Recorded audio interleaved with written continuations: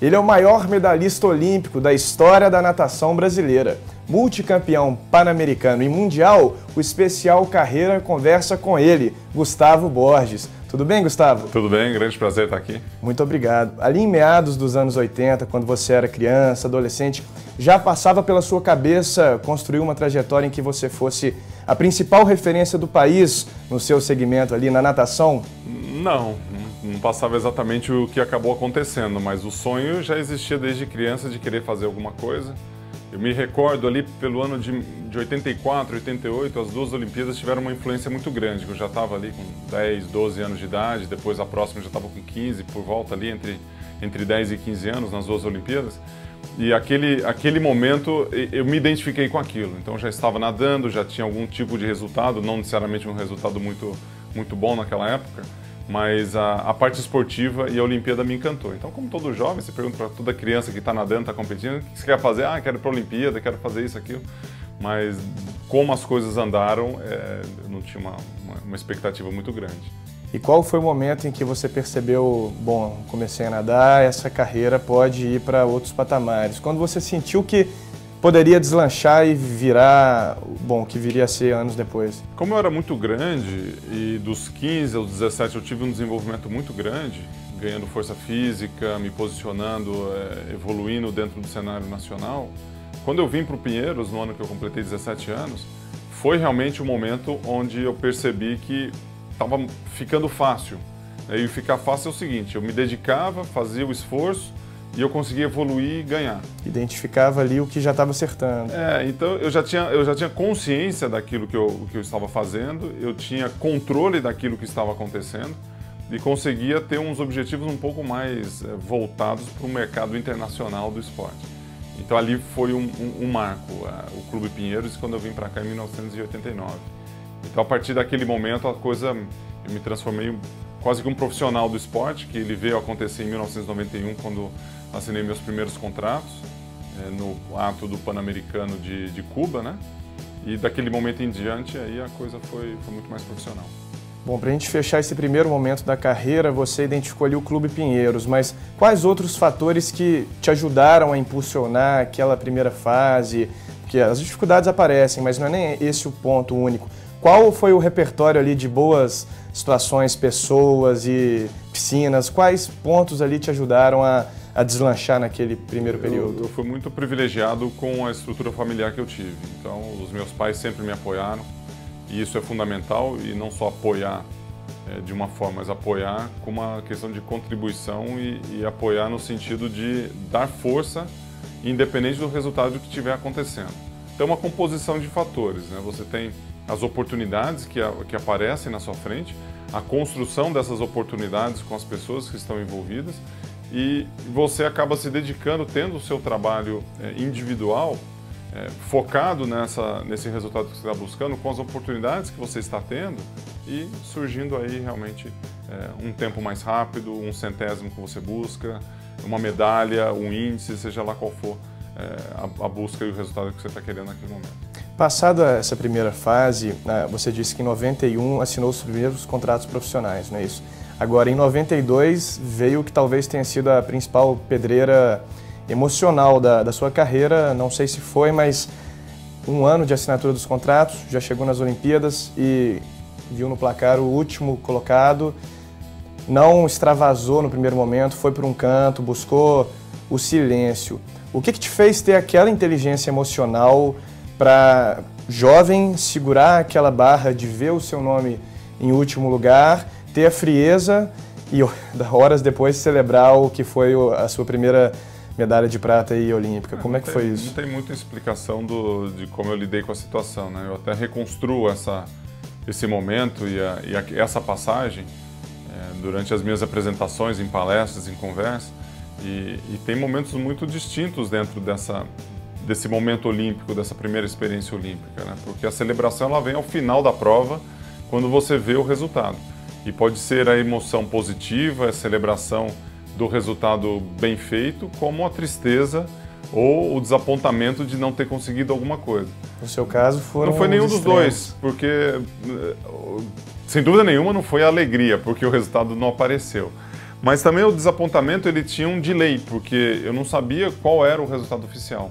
Então até chegar o resultado oficial, que levou alguns minutos ali, não era oficial ainda, mas foi dito como oficial num primeiro momento, levou uns 10, 15 minutos. Daqueles 10, 15 minutos, até os 40 que veio realmente o resultado oficial, que vieram 2 resultados oficiais, um me colocando em 4º lugar e um me colocando em 2º. Porque o 8º lugar a gente sabia que não era.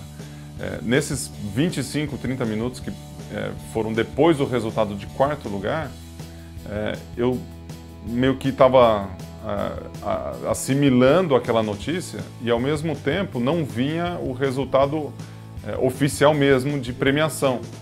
Então não sabia muito bem como lidar com aquilo e acabei ficando ali, conversando com um amigo, né? Não dei entrevista para ninguém, estava super chateado, mas não é uma coisa que você aprende assim. Aprende na prática, né? Você vivencia aquilo, não desejo aquilo para ninguém, mas dá uma bela história. Bom, para a gente entrar aí na reta final, como você estava em evidência no auge de atleta, muito atleta novo, muito nadador ali do inicinho devia virar para você, como eu consigo chegar aí, nadar do seu lado e conseguir ser competitivo? Naquele momento eu acredito que existiam vários desses jovens e hoje também existem, só que você era um ser humano na época e é hoje. Como funciona o Gustavo Borges, entre aspas, conselheiro ali, alguém para orientar? Como você era naquela fase e como funciona isso hoje na sua carreira? Antigamente, naquela fase, anos 90 e tudo mais, era um pouco mais difícil, porque você tinha essa responsabilidade de passar uma informação ou uma experiência, e a sua experiência era muito jovem, né? Então, muitas das coisas que você fazia era a sua experiência que você passava, e isso pode dar certo para você ou não, né? E a questão da dica, do conselho é muito interessante, porque é só ler livro, é só pegar pessoas importantes aí, mundialmente conhecidas, que têm frases de efeito bem legais, e interpretar essa frase que vai funcionar para você de alguma forma. Hoje em dia tem um outro mecanismo que é muito melhor do que isso, que é o Google. Então você põe no Google frases de efeitos, dicas de sucesso, fórmula do sucesso, vai aparecer. Então não é mais isso que é o caso, né? É o que fazer com essas dicas, com esse sucesso e o que reflete em você tudo isso. Porque a informação já está lá. Então, chegar para um garoto, o que eu preciso, qual que é a sua dica para a garotada de 10 anos? Minha dica é o seguinte, vai no Google e põe lá a fórmula do sucesso. Agora, se quiser saber o que eu fiz e o que aconteceu comigo, aí eu posso te falar de uma outra forma.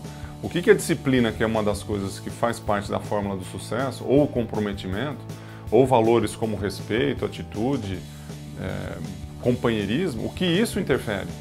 Agora, chegar para você, posso falar aqui, né? Tenha sonho, trabalhe com excelência e busque o seu resultado, né? E através do resultado você vai conquistar e celebre a conquista. Isso eu falo. Não tem... O que você está falando exatamente? Está falando para sonhar, para fazer bem feito e para conquistar e ter resultado. Pô, legal. Então eu posso aplicar isso na vida, né? Como é que eu aplico isso na vida, né? Como é que eu tenho um sonho? Qual que é o meu objetivo? Por que eu quero isso? Onde é que está a paixão? Agora, trabalhar com excelência. O que é trabalhar com excelência? É fazer de qualquer jeito ou você fazer bem feito? Pô, a excelência é fazer bem feito. Então, qual que é o seu centésimo que você vai? E conquista. Como é que você identifica a conquista? Aí é um papo um pouco mais longo, mas na questão da dica, o que você diria para os jovens hoje? Entra no Google. E a partir dali... A partir dali, construa a sua receita do bolo. Né? Agora, posso dar várias dicas sobre o que aconteceu comigo. Né? Para a gente encerrar então, Gustavo, é corriqueiro, imagino eu, em entrevistas, em palestras, em todo lugar, te perguntarem qual foi o melhor momento da sua carreira. Mas a gente já sabe dos recordes, a gente já sabe dos títulos, mas qual foi o pior? E como é que você fez para dar... Bom, a sua carreira foi longa, então imagino que teve aquele momento em que você tomou no hotel a ducha de água fria, sentou e pensou, como eu vou corrigir isso? Qual foi o pior momento e como você conseguiu se manter no topo o tempo inteiro? Na natação e no esporte, você tem, como não é um campeonato onde você pode começar ruim e na mesma disputa que você está, no final de uma semana ou duas, como acontece no vôlei, no futebol, você pode se recuperar, primeira fase, segunda fase, é difícil uma recuperação muito grande ao longo dos jogos, como a gente viu o Zé Roberto na Olimpíada, com o time de vôlei feminino, parece que não vai, de repente o cara vai lá e pega uma medalha de ouro, não acontece isso. Então as correções, elas estão dentro de um limite muito mais justo para você corrigir. Então vou dar um exemplo de uma péssima participação minha numa Olimpíada, que foi os 200 metros nado livre em 92. Então eu participo de uma prova, 200 livre, estava cotado para ir para umas finais, quem sabe pela evolução que eu estava indo, disputar uma medalha, só que emocionalmente foi catastrófico o negócio, não dormi a noite anterior, mudei minha estratégia na hora da prova, fiz tudo o que você possa pensar de errado com aquilo. Eu não tenho uma segunda chance. A minha segunda chance leva 4 anos para acontecer. E aconteceu em 96. Então eu tenho 4 anos para corrigir isso que você acabou de perguntar. E eu corrigi esses assuntos que eu tive e ganhei uma medalha de prata.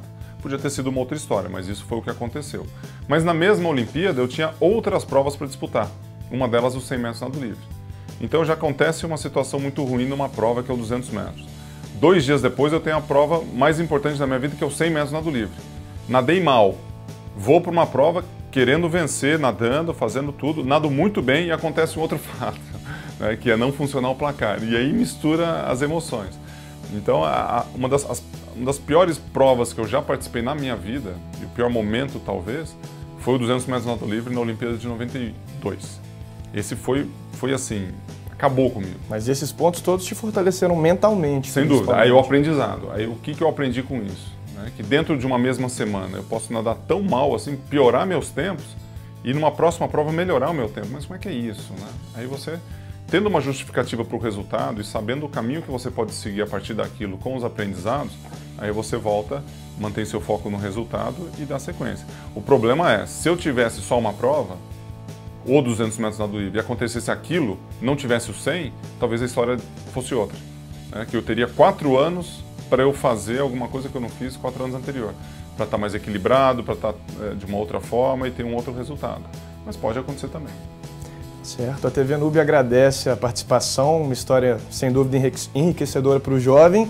E esse foi o Especial Carreira com Gustavo Borges. Muito obrigado, Gustavo. Obrigado, Rafael. Um grande abraço a todos.